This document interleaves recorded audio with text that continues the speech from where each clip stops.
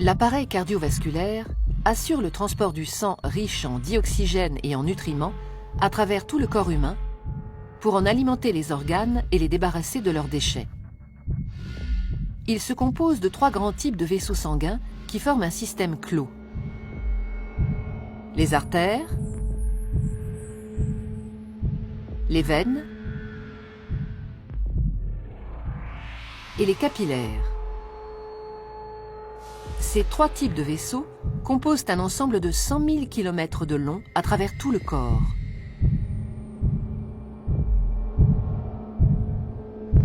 Une artère transporte le sang du cœur vers les organes.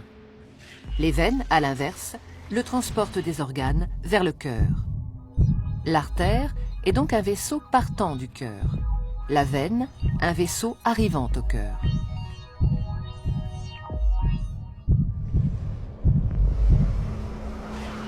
Tous les organes sont richement irrigués, c'est-à-dire qu'une multitude de petits vaisseaux sanguins les parcourent. Ce sont les capillaires.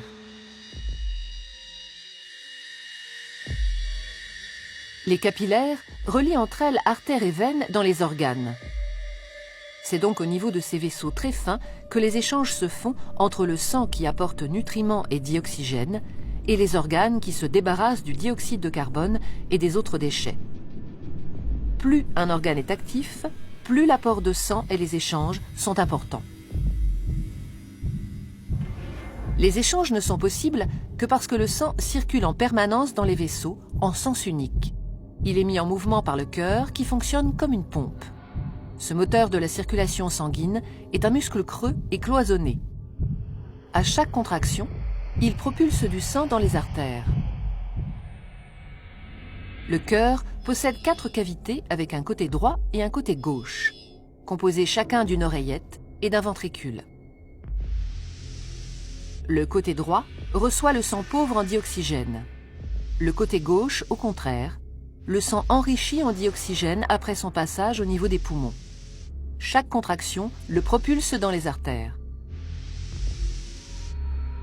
Au cours d'un battement normal du cœur, le sang pauvre en dioxygène, renvoyé par les organes, pénètre dans l'oreillette droite par la veine cave.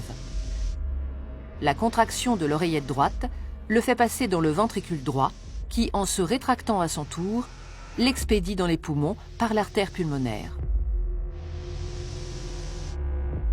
Après son passage dans les capillaires des alvéoles pulmonaires, le sang est enrichi en dioxygène et débarrassé de son dioxyde de carbone. Il revient alors dans l'oreillette gauche par les veines pulmonaires.